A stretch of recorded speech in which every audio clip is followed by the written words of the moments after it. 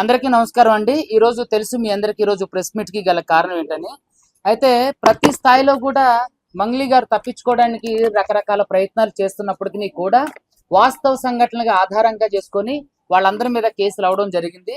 అదే విధంగా మంగ్లీ గారు తమ్ముడు కూడా శివ కూడా మీడియా వేదికకు వచ్చి పచ్చి అబద్ధాలు చెప్పడం కూడా జరిగింది. వాటన్నిటికి సంబంధించి నేను ఫోటోలు వీడియోలు కూడా రిలీజ్ చేయడం జరిగింది. అయితే ఎవరైతే శివ చౌహాన్ వచ్చి నాకు అతనికి సంబంధం లేదు, వారికి మాకు అసలు సంబంధమే లేదు, ఏదో మాకు అంటే అప్రస్తుతంగా మమ్మల్ని ఇందులోకి లాగేస్తున్నారు, ఎటువంటి పరిస్థితి మాకు ఎటువంటి సంబంధం కూడా లేదని చెప్తున్న క్రమంలో అదే విధంగా మా మీద అసలు కనీసం ఎఫ్ఐఆర్లు కూడా లేవు అని చెప్పేసి మీడియా సాక్షిగా అబద్ధం చెప్పడం జరిగింది. తప్పండి. ఖచ్చితంగా గద్వాల్లో ఏదైతే సిసిఎస్ ఉందో దాంట్లో మంగ్లీ గారు వాళ్ళ తమ్ముడు కూడా ఉన్నారు ఎఫ్ఐఆర్ కాపీలో. అదే విధంగా నల్గొండలో పెట్టబోతున్నటువంటి సిసిఎస్ లో ఉన్నటువంటి కేసులో కూడా వాళ్ళు ఉన్నారు. అదే విధంగా హైదరాబాద్ లో ఉన్నటువంటి గచ్చిబౌలి ఏదైతే ఉందో గచ్చిబౌలి ఈఓడబ్ల్యూలో కూడా వాళ్ళ పేర్ల మీద కూడా ఎఫ్ఐఆర్లు అయినాయండి. దానికి సంబంధించిన ఇన్ఫర్మేషన్ రావాల్సి ఉంది.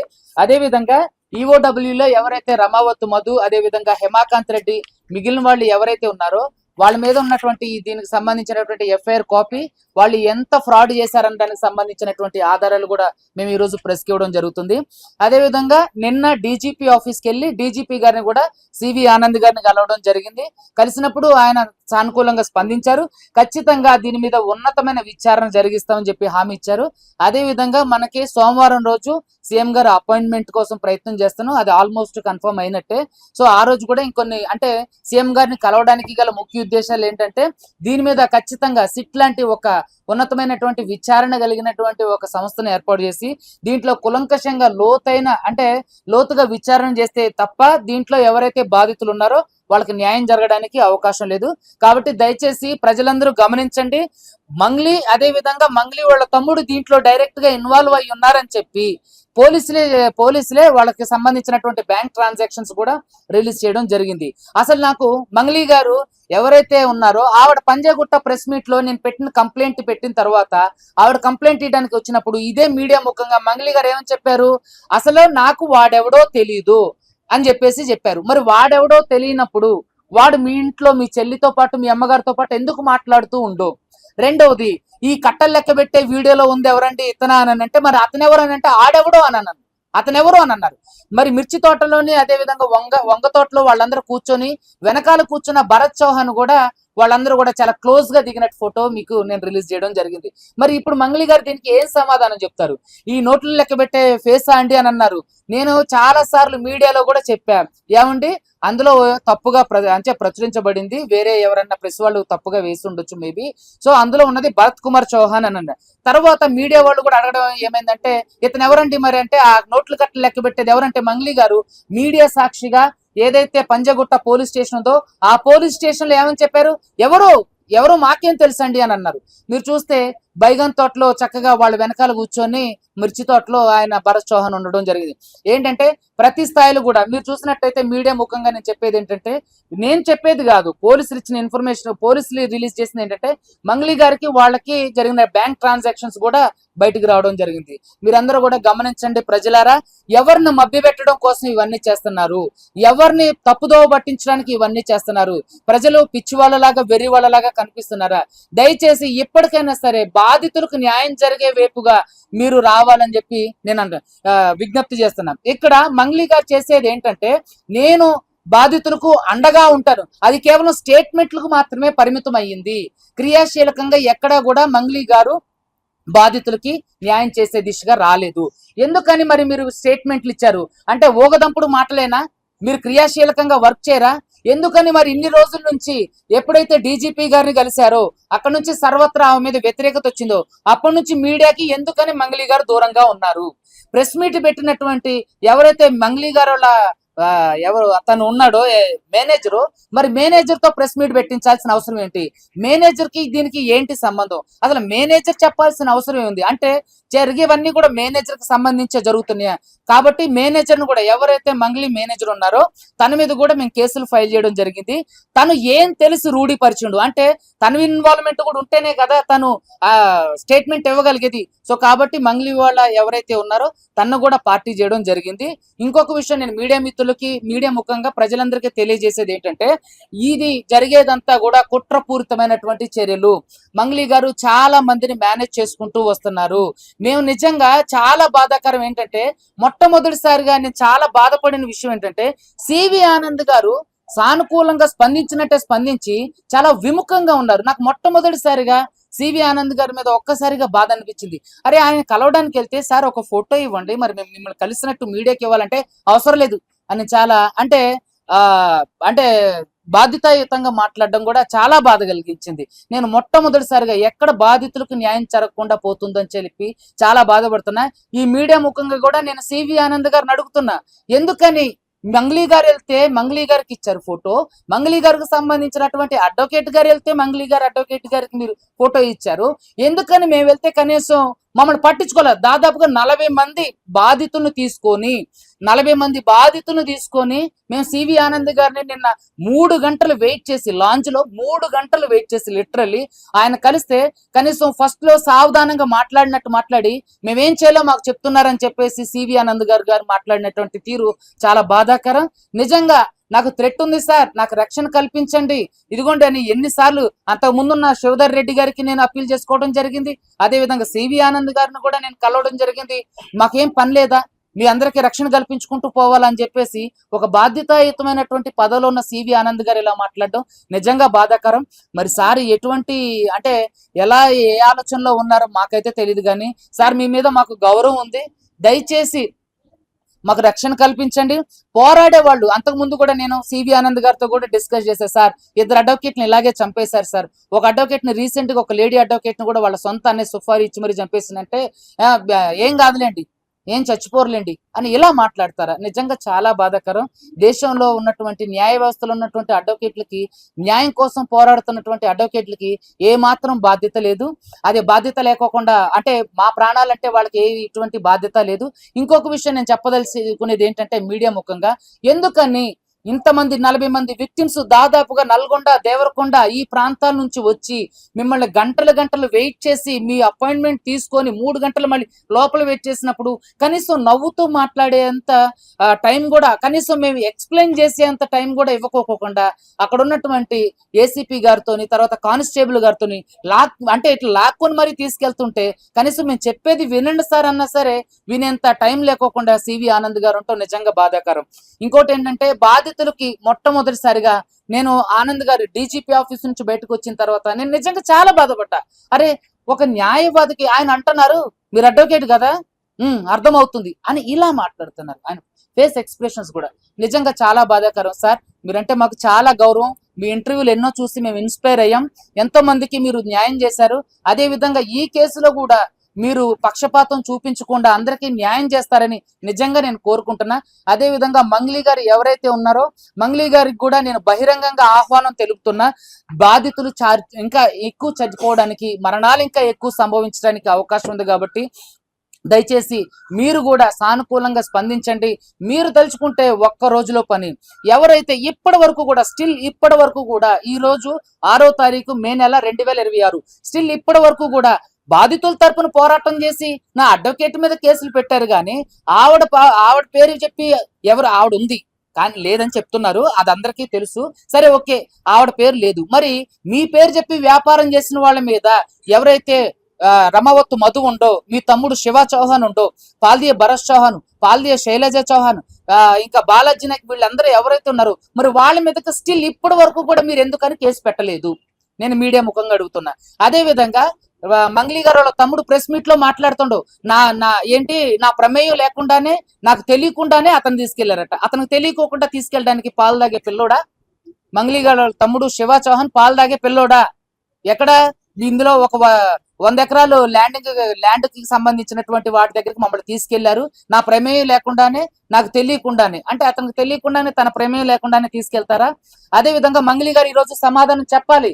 ఎందుకంటే నోట్లు లెక్క పెట్టేది ఎవరో అని చెప్పేసి మీడియా ముఖంగా అబద్ధం ఆడినటువంటి మంగ్లీ గారు మరి మిర్చి తోటలో, అదే విధంగా వంగ తోటలో ఎవరైతే భరత్ కుమార్ చౌహాన్, ప్రధాన నిందితులు రమావత్ మధు ఉండో మరి వీళ్ళ గురించి మరి ఇప్పుడు మీరు సమాధానం చెప్పాలి. అదే విధంగా రమావత్ మధు ఎవడో అని ఫస్ట్ లోనే మన పంజాగుట్ట ప్రెస్ మీట్ లో అన్నారు.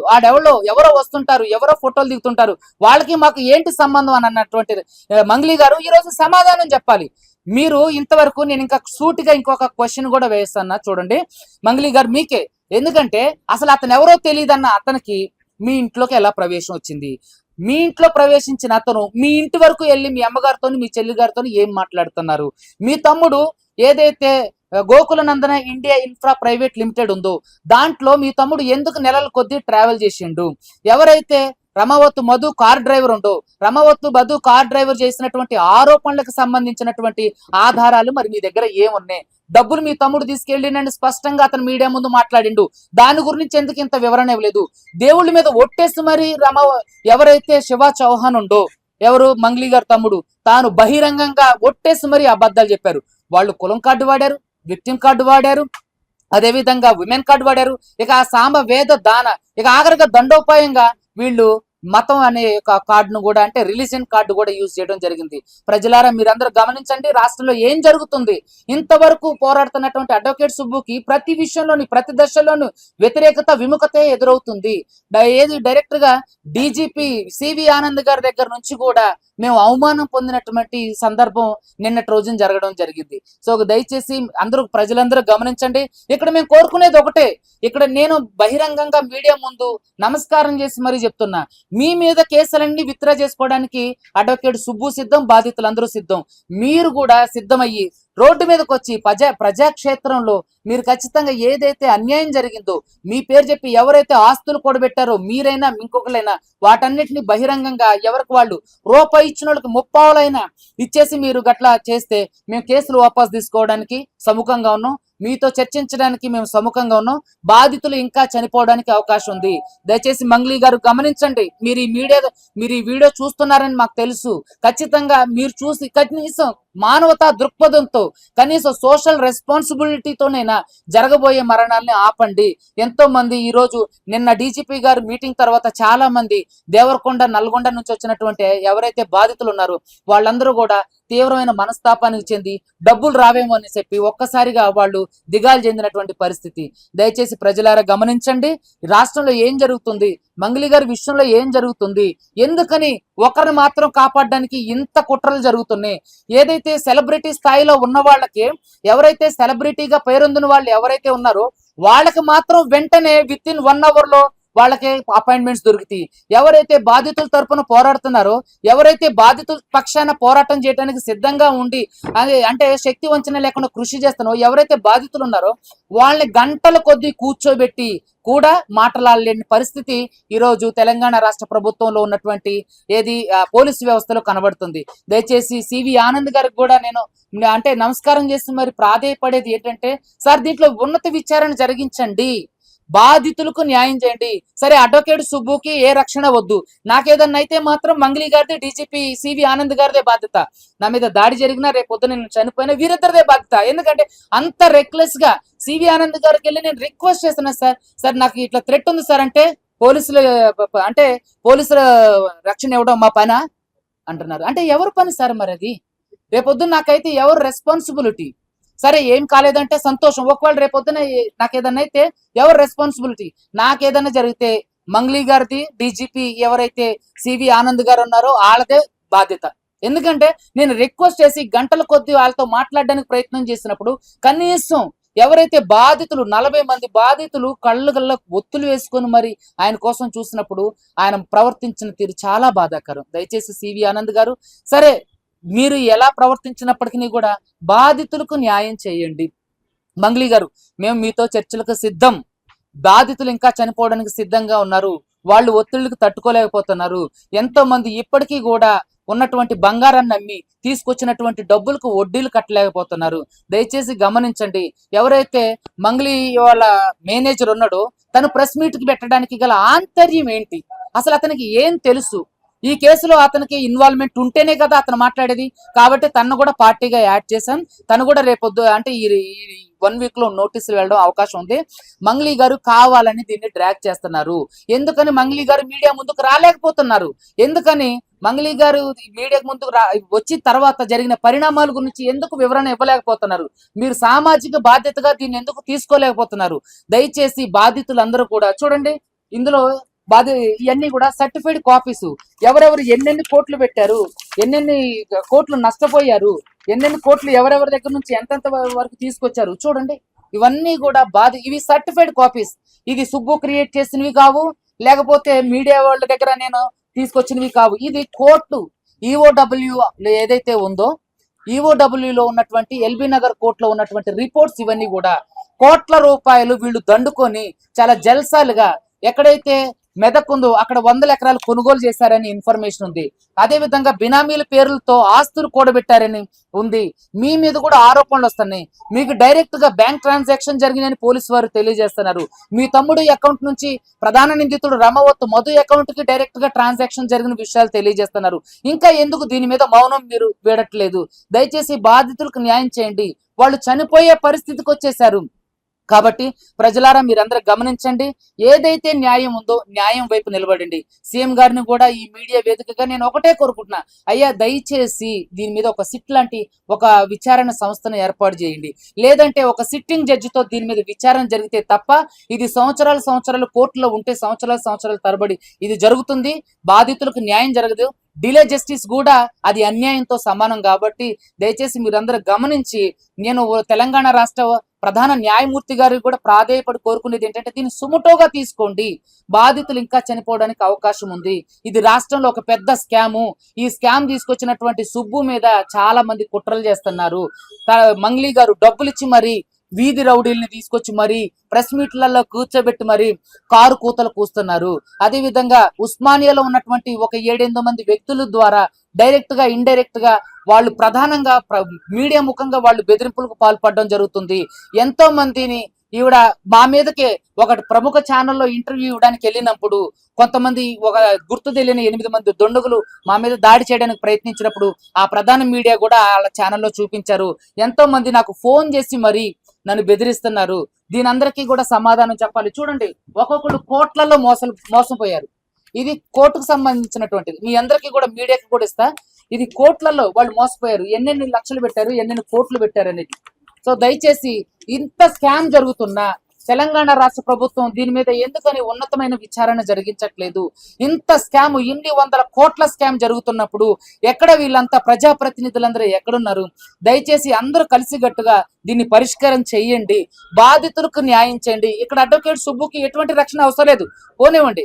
కానీ బాధితులకు న్యాయం చేయండి. చాలా మంది చనిపోవడానికి అంటే వాళ్ళు సిద్ధంగా ఉన్నారు. వాళ్ళు దిక్కుతోచని పరిస్థితుల్లో ఉన్నారు, అయోమయోలో ఉన్నారు. నిన్న సివి ఆనంద్ గారిని కలిసిన తర్వాత దేవరకొండ నల్గొండ ప్రజలు పూర్తి స్థాయిలో వాళ్ళు ఆత్మాన్యూన్య భావంలోకి వెళ్ళిపోయారు. ఇక మాకు డబ్బులు రావేమో అని ఆయన ప్రవర్తించిన తీరుతో ఒక్కసారిగా బాధపడడం జరిగింది.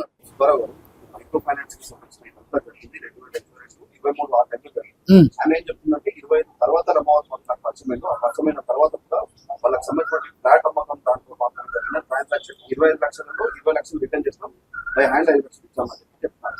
మీ దగ్గర ఏమైనా స్పెసిఫిక్ ఆధారాలు ఉన్నాయా? బాధితులు ఎవరైనా మీకు డైరెక్ట్ కానీ మంత్రి కానీ మంత్రి కుటుంబ సభ్యులకి అయితే ఇక్కడ మీడియా ముఖంగా మీరు అడిగిన క్వశ్చన్ కి నేను ఆన్సర్ చేస్తా. ఫస్ట్ అదే మంగ్లీ గారు ఎక్కడైతే మన పంజగుట్ట ప్రెస్ మీట్ లో పోలీస్ స్టేషన్ లో పెట్టారో అక్కడ ఏమన్నారు?